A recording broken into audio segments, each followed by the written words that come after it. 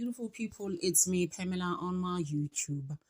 Cho, no, what's the tea? Siyahlaziya.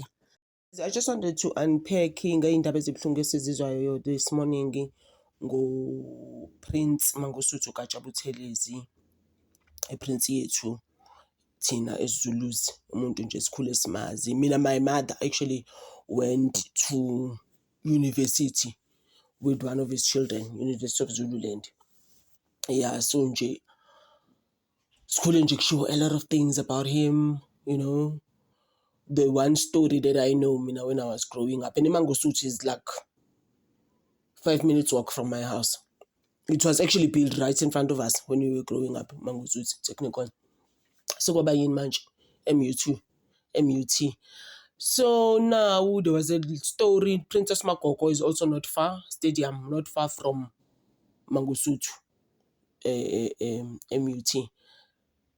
So when we were MUT, Mangosuthu University of Technology. So when we were growing up, there was a lot of stories about him, how he got his name, Mangosuthu. Angithi uzalwe ebukhosini nomuntu but uyabona ukuthi he was an illegitimate child. Wayezalwa uPrincess Makoko. Princess Makoko was a princess. Wathola lengane. So maybe behamba beyobika ingane. Ubaba kaMangosuthu was like, no, amanga lawo avela uSuthu. That's how he got his name. That's how tina sikhule kusho njalo. We understand.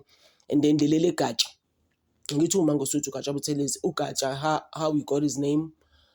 Igatsha wathola ngokuthi angithi is a branch nje yingane ezivele yazalelwe ekhaya, but in the end guys wayezalelwe ebukhosini. So just as much as seshiwe izinto eziningi thina ezizalelwe ekhaya sibize ngawo wonke amagama lawa, but wazala endaweni right. Although ubaba wakhe kuthiwa wayesephikisa ethi manga avele uSuthu, angithi vele uSuthu esebukhosini.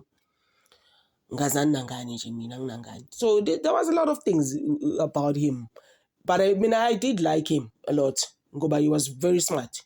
He's very, very, very, very smart, our prince at the end of the day. And I like the fact that he was controversial at times. Afake izinto ekhanda like ama-feathers, and then eParliament wayekhuluma namayini ethandayo bonke futhi uzumenzeni meseshila into seyishila and bayomphikisa. They will say a lot of things. There is a lot of things that is said nje eParliament.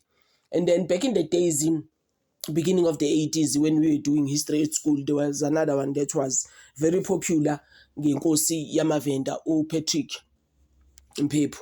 So they were in the flight together going somewhere. So Mangosuthu Buthelezi was like, and a happy birthday, Patrick. Patrick was like, same to you. That's another story that I know about him. There's just a lot of things about him. He was very controversial, and he didn't care. That's what I liked about him. Very educated.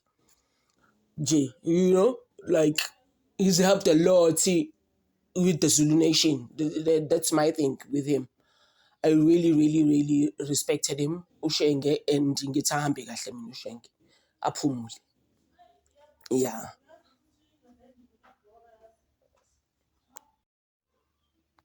Yeah, so nje I just wanted to say ukuthi ahambe kahle uShenge. Wakakhuluma even nange-president yethu, our first black president. Yeah, wathi nje angazi kwakwenze njani iy'tori zabo, don't wanna even be mentioning names. Waze washo nanokuthi nje yayi lo mkhulu lo uhambe ehleba ngamphesheya. Bekhuluma lo baba. Oh, bengathuli. He wouldn't leave anything lying down.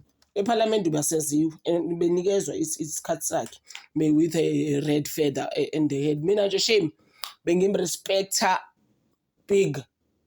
Hambe kahle Shenge. Thank you guys for watching my channel.